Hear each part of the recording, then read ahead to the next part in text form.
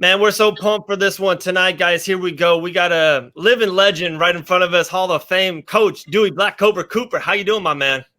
I'm great. I'm great. Thanks for having me. By the way, big shots to Rude. There you Just go. want everybody to see that shirt. Cool Woo! fashion. My brother's company. Good friend of mine. Support him. Absolutely, man. That's what we've kind of we've been connecting with them a little bit. We just threw up Joey Beltran, Luis Yes. Tavares over there, kickboxer from the Netherlands. He's coming over here. So a lot of the Rude boys are coming on the show now. So we appreciate it. Great Yes, company, sir. great guy. Can't wait to work with them more. Yes, sir. But so I got you on Instagram and I'm reading everything, and it's Hall of Fame, 8-time champ, all this stuff. I'm like, man, the man does it all. But I love what you wrote there. It says, Coach, first and foremost, did you love being a fighter more, or did you you love going the coaching route more? What's your I'm bliss? fighting for sure, man. I've been a Okay, lifetime martial artist. Fighting for sure. Coaching was like the next step.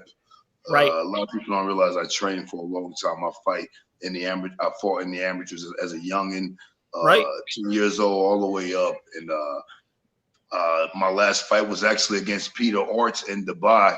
We main evented the GFC show, Global Fighting Championships in Dubai. The fight ended up being declared a draw.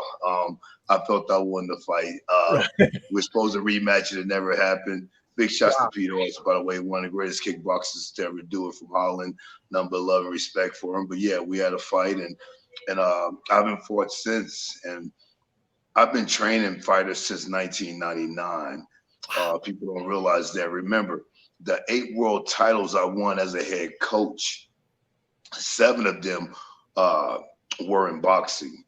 right, I won 5 world titles with the female boxer Rakosi, Jessica Raging Rakosi, 3 different weight classes. She was on the Ultimate Fighter show when it was Ronda Rousey versus Misha Tate. She got to the finals in MMA on that show with no MMA experience. She was a straight boxer. wow, She fought Juliana Pena in the Ultimate Fighter finals. Ended up losing that fight. Juliana took her down, and yeah, that was the end. But remember, she was 36 years old on the show, beating people up. She beat Roxanne Modafferi. She beat God, the girl whose corner didn't stop the fight, Raquel Pennington. right, She beat them on the show. Anyway, it was 5 world titles I won with Jessica Rakosi. Then I was Bebu Shumanov, the WBA light heavyweight world champion. Bebu Shumanov's trainer. We won the WBA belt. We lost it to Benora Hopkins live on Showtime. And my last boxing world championship was with Jesse Vargas. We knocked out Saddam Ali in DC and won the WBO welterweight world title, and we lost that to Manny Pacquiao in a 12-round decision. right. So that's where 7 came from. And the 8th one was Amir Abdallah, undefeated kickboxer, WKA cruiserweight champ. We won the world title there.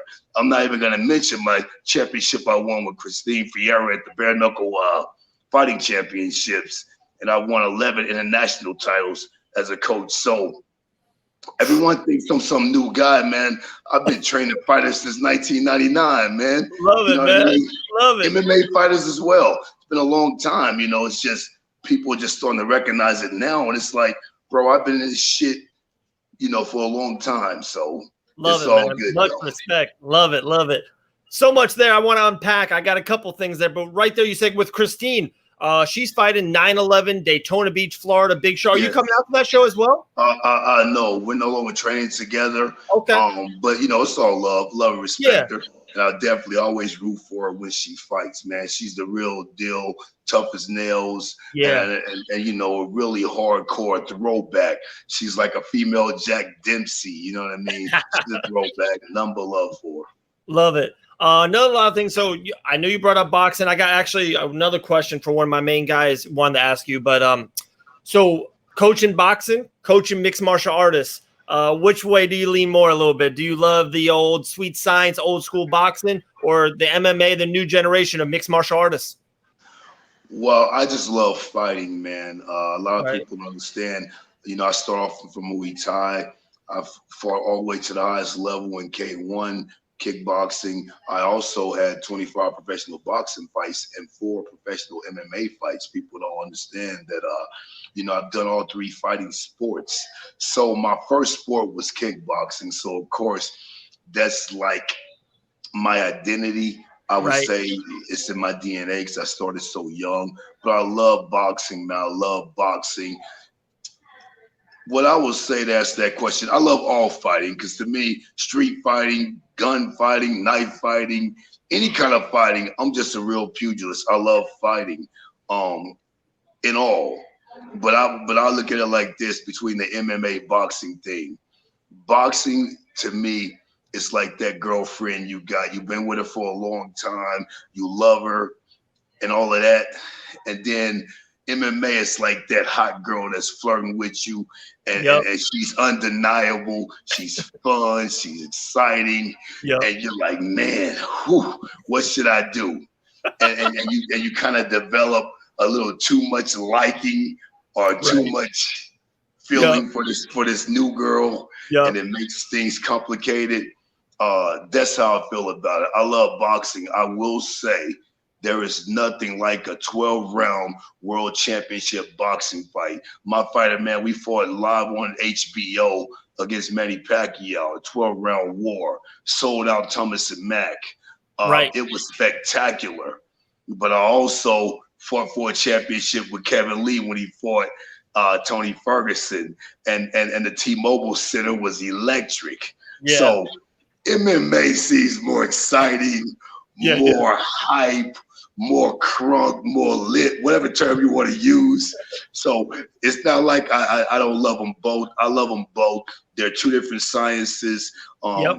And I'm just lucky that I have, excellent fighters that trust me to help them on their martial arts journey and the quest to become the best. So I love them both, man. Absolutely, my man, and great answers there. I still think in 2020 mixed martial arts, we still don't see the crisp boxing technique that could take over mixed martial arts. If it's Connor, if it's Francis, whoever it is, when people start putting it together, the right boxing technique, you see putting people out. I think in the future. Oh, great, take it away. Yeah, I agree. But that Frankie Edgar Munoz fight a few weeks ago, that was a perfect fight, of great boxing exhibition, a stick and move movement style versus a cut the cage off power brawler style. So the boxing's coming. It's getting better and better. And there are some guys that can box in MMA, not just in UFC, but in Bellator and other companies also. Won championship, got some good strikers in there. But the sweet science is hard to do because a lot of these boxers that we admire so much has been doing it since they were 3-4 years old. Right. Most MMA guys start when they're 12, 13, 14. So that's the disparity in the gap there. But it's coming. I got some young guys, young MMA guys that I'm training, been training since they were like 16, 17. 21 now. They're sparring with my champion boxers and stuff. So there's some guys coming up in all these different gyms, ATT, AKA. They got some hands coming because now everyone has true boxing coaches, and we're learning how to really mesh the MMA striking with our classic kickboxing or boxing striking. Right, and like you can only too as a fighter. There's only so many hours in a day. There's only so much you can put on your body. You got to do the cardio. Then you got to do an hour or 2 of wrestle. And then you got to get on the mats. You got to roll. And then it's like, okay, I can do my hour and a half of boxing. But Floyd, for a big money fighter, whoever it is, whatever big boxer, right?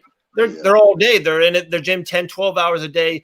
Cardio boxing, working jabs out, just making everything, like you said, a sweet science. Every little technique is so perfect. So that's why I feel like it can never get up to that type of level. But like you said, it is coming, and there's a lot of top end talent. Can't wait. And I agree with you. And in case you don't know, I'm one of the TMT coaches. I've trained guys, that are signed with Mayweather Promotions. I'm actually one of Floyd's boxing coaches for some of his fighters. And I've been around Floyd my boxing career, I was trained by Jeff Mayweather, and I also trained with Roger sometimes when Jeff was busy out of town with other fighters. So I've been a part of the Mayweather lineage since 1998. So I knew Floyd as a youngin when he after the Olympics when he turned pro, all of that. So you're right. Did you know back then? Did you know in 1999 that he was gonna be an all-timer? Man, well, we knew he was gonna be a special champion, but Floyd was saying this way back then. He was saying he was gonna make, $100 million a fight way back then when the biggest grossing guy was Tyson at 20 million. De La Hoya at 12, shit like that. Floyd was saying that way back then. So he knew it. And when he said it, no one thought, nah, it won't happen. But everyone just kind of said, okay, and he made it happen. I'll say that. But yeah, you're right. In boxing, guys train all day for one thing because you only have two weapons. You have to really be an expert with those two weapons. In mixed martial arts, you got the 8 limbs, plus the wrestling, plus the grappling, plus endless submissions. You got like 60 things to work on. So from a pure boxing standpoint, yeah, boxing still may be a little more advanced, but we got some guys coming up because they got real boxing coaches now in those MMA gyms, and that's going to bridge the gap a little closer. Cannot wait. How have you been? How hard has it been through 2020, global pandemic, COVID, coaching? I've been in a lot of gyms here in Florida. I live in Daytona Beach, Florida, ATT and stuff in Orlando. It's still not the same still. You know what I mean? There's different areas and there's bubbles and stuff. How are you doing over there in California? Well, I'm in Las Vegas. We're in Las Vegas. Vegas. No problem. It's weird, man. This entire year has been weird. First of all, the year started off great. I started my Black Cobra promotions. I had a professional boxing event in San Juan, La Union, Philippines. It was like the first week of February 8, 2020. Things were great. Everyone's happy. March came and the whole fucking world got weird. So we've been working out. One thing about me, people that really know me, man, I'm a grassroots, hard work and dedication type of guy. So I never slowed down one bit. I've been training my guys. We've been doing training at my house, training in what I call the Cobra chamber. I have a complete training facility in my house. When the gyms weren't open, I tell my guys, unless we dead, there is no excuse not to work. But it's just been more difficult because we can't be at the gyms doing what we normally do with the amount of people we normally do it with. But man, we're at the park, we're in my house, we're at the gym, we're at the next dude's garage. We're gonna work, man. And it just sucks that we're also inconvenienced with the world today, and this mask thing, whether you're for it or against it, is making us weird, man. When this shit is all over, are we ever gonna be able to truly take those masks off and be like we used to be? And it's kind of fucked up right now, man. And I hope we get back to some normalcy and real life the way we used to be on a human level. Right, I 100% agree with that. 100% agree. One thing I would love to pick your brain about is, especially, let's just mention in the elephant in the room, Francis Ngannou, one of the most talented fighters, mixed martial artists I've ever seen. Of course, the power. He just has this undeniable power. Yes. Two things. One, as a coach, can you teach more power? Or is it God sprinkled dust on Conor McGregor's left, Francis is right? Is that just a part of you at birth? Or can you teach power? To answer your question, absolutely you can teach power. Anyone who thinks you can't is sadly mistaken. Of course, we are born with attributes that make us more superior than others. Right. But my philosophy in life, and it should be most logical thinking people's philosophy in life, is we can improve on anything. There is nothing in this world we can't improve on if we're willing to do a few things. Open our minds up so we can improve, find intelligent steps in order to improve, and then have people with the know-how and the exercises and the motivation to make you improve. So yeah, Francis is born with great power. He's, you know, a Cameroonian from Africa. I don't know if you know about those, you know, guys from Africa. They're naturally gifted with strength, you know. And the way he grew up digging dirt his whole life. You know, it's not like out here, mama give us a lunch kid and they got the books and shit at school. These kids got to pay for school in elementary. They got to pay for their books. They have to pay for their school supplies. And the way they pay is working. So imagine this. You got a genetically gifted guy already, and he digs dirt his entire fucking life.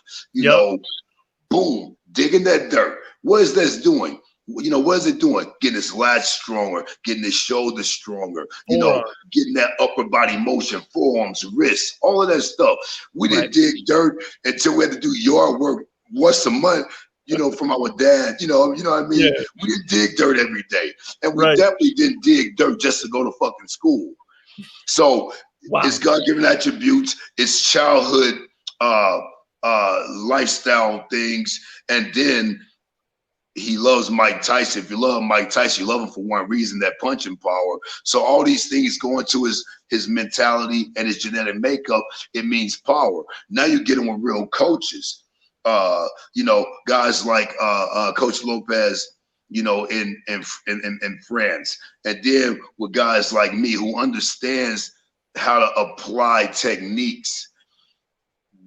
Sorry about babbling on about this, no, you're but good. The way to increase anyone's power, I don't care if it's Mike Tyson's, I don't care if it's Francis Ngannou's, I don't care if it's Conor McGregor's right hand, a left hand or whatever, it's techniques. The more they utilize the techniques, the more they position themselves, exploding their hips, pivot the feet, turn the shoulders, nothing gets too tense, and have that abrupt explosion, you will increase your power. And it's just a lot of people don't know those applications. And remember, the biggest thing is a fighter being willing to accept that, hey, I want to improve in something, I'm gonna improve in something, and then have a diligent plan to do it. So absolutely, man, Francis automatically hits hard, but he's hitting harder now. You know what I mean? And he's gonna be hitting harder in his up and coming fights too, with more control, more composure, and sharper techniques as well. You know, not to get too into it, it's got to be Miocic next, right? Francis has done enough. The role he's been on, 4-0 with all minute. He's the hottest mixed martial artist alive today. They got to put him against Stipe, the rematch for the heavyweight championship of the world. Am I right on this? Absolutely. When Francis fought Stipe, by the way, was a great fighter, man. None but respect for Stipe. You know, he's done some incredible things. He's beat a lot of hell of a fighters. We've seen him hurt. We've seen him stumble but not crumble.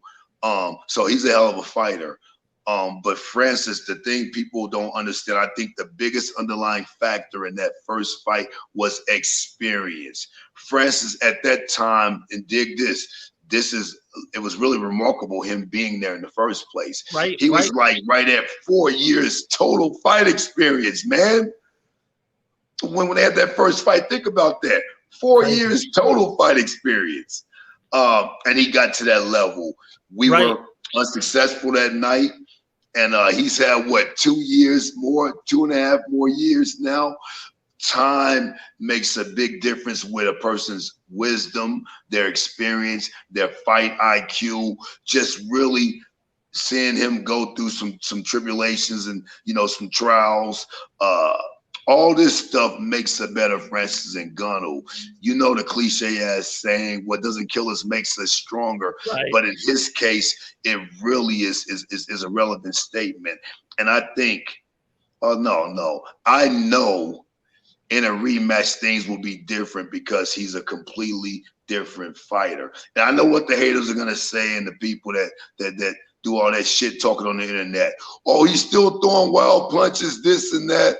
Let me tell you, the gas tank will be there and the techniques will be there. And we'll see a great fight between, if not the greatest heavyweight in UFC history, one of the greatest heavyweights in UFC history versus versus the enigma of mixed martial arts, which is Francis Ngannou. Because, by the way, his power is just not in the right hand, it's in the left hand, it's in the straight right, it's in the right hook, it's in the left hook, it's in the right uppercut, it's in the left uppercut. He has power from many different angles, and you know, it's going to be an extravaganza of a fight when it happens, and it should happen first. Absolutely. And he's so loved, so beloved by so many. He's one of those guys, middle-class America, uncles, everyone. They're like, oh, Francis Ngannou's in the main event. I got to watch this. You know what I mean? He just attracts middle class. I love it. You mentioned about 4 years with Francis. The kid who just stole the Contender Series, Jimmy Flick, he was talking about it so much. 10 years in. And he just got into the UFC. Francis was fighting for the title 4 years in. I remember that night. Total, guys. I'm not talking about 4 years at the gym and he trained as a kid or he wrestled. I'm saying straight from digging dirt and living regular life to UFC championship in 4 years. Don't underestimate that, man. Incredible. Another name you mentioned, of course, Mike Tyson.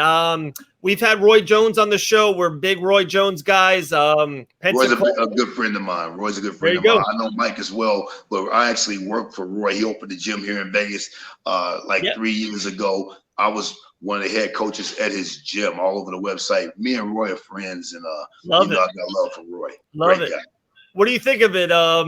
It's just same thing. Let me tell you something. First of all, I know and respect both guys. So I hate when it's two people I know fighting each other. I mentioned my kickboxing champion, Amir Dalla, the undefeated one who, you know, I won my 8th world title with. He's with the Mike Tyson camp. Kind of like an advisor, managerial thing. He's one of the guys who put the whole fight show together. Amir Dalla, one of my old fighters. And Amir and I are very close. So I'm close, you know, to those guys. Me and Roy Jones are real friends. I can call him right now and be like, what up, Roy? You know what I mean? So I hate that aspect of it. Also, I don't know if it's going to be a real fight, if it's an exhibition, you know, what's the parameters of the fight? God, I'm just really worried in this fight because Mike Tyson, we've all seen the footage. Man, it looks impressive. it looks explosive. He does. And like I said, I'm leaning a little bit towards Roy's side. I'm a Roy Jones Jr. guy. He's never left. That's the one thing I think is he's always been in the gym. He's always training people. You know, I see him all the time. You know, and absolutely, and I love Roy. But I'm just saying, just outside looking in, you see that video footage. It's shocking. It's startling. But we know Mike Tyson. We know the MO. You know. Get through a few rounds, now you in business. You know what I mean?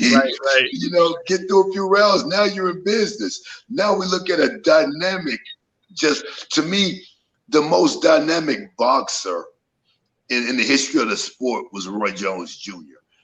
Remember, I'm not saying the best, I'm saying the most dynamic because he did shit that no one could do. Muhammad Ali was super dynamic as well. Mayweather is super skilled. Don't mistake the two. Mayweather's one of the most skilled boxers ever. One of the best defenses ever. Roy Jones is dynamic, man. Roy Jones can do everything wrong and still knock you out. You know what I mean? Roy is incredible. So in my mind, this is a fight that's gonna be about which Roy Jones shows up and if Roy Jones' defense is sharp enough early. You know what I mean? Those first 2 rounds are gonna be a storm coming. And you know, we both know Roy. We're huge fans of him. We watched his last fights. He leans on the ropes a little too much now. You can't do the Ali rope-a-dope with a guy like Mike Tyson because now you become a heavy bag, and those body shots is gonna sink in, and overhand right or left hook is gonna be coming. So these are the things. This is why I grimaced when you mentioned it. As long as Roy can use the ring, use his legs, Don't be too proud to clinch him up if he gets close. He's in business. Yeah. We gonna see old RJ come back. I love it. I love it. But if he stays in those ropes and starts chilling too much and stuff, woo.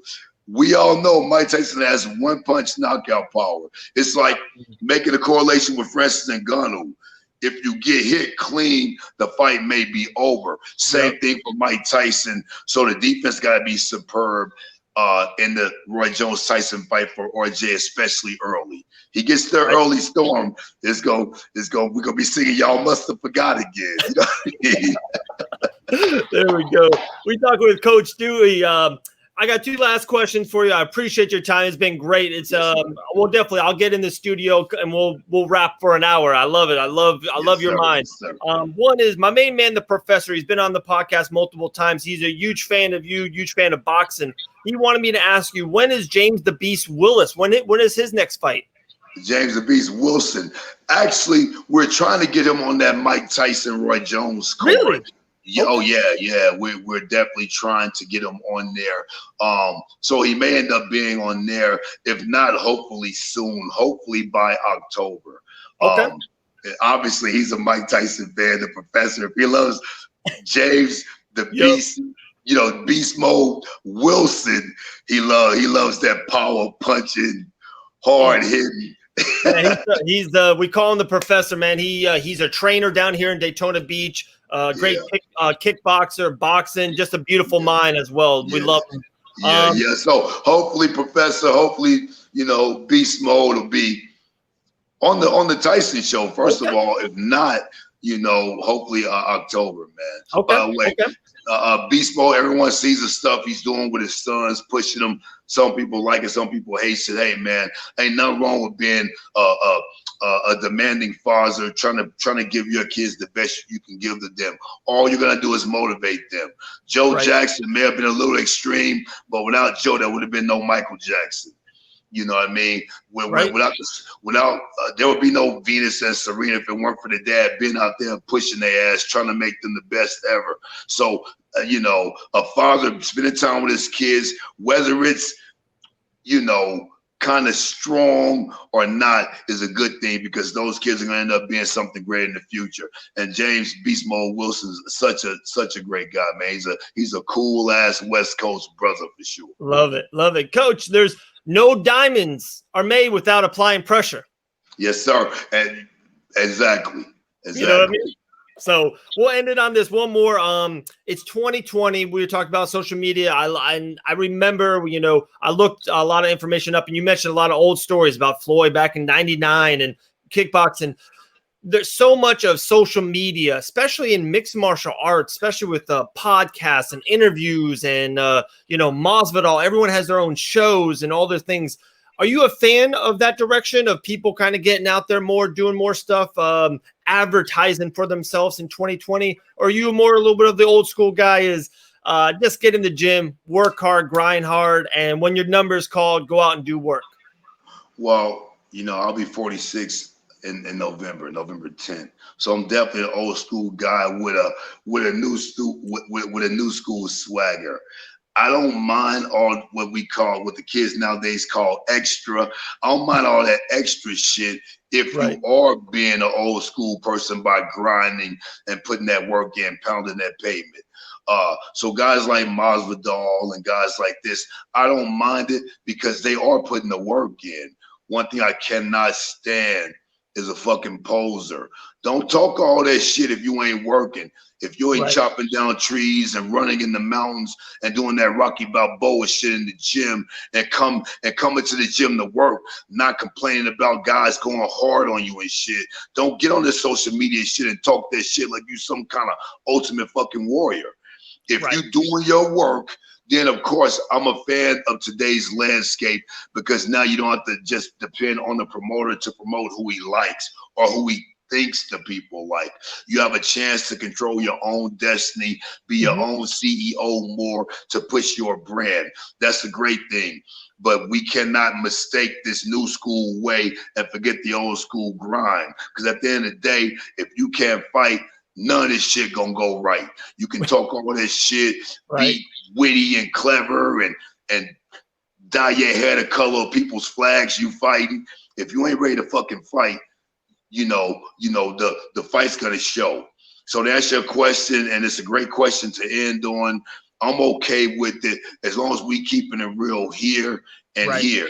And you need 3 elements to be a great fighter. You need strong mind, a big motherfucking heart, and big motherfucking balls, or someone's gonna make one of those 3 things fold.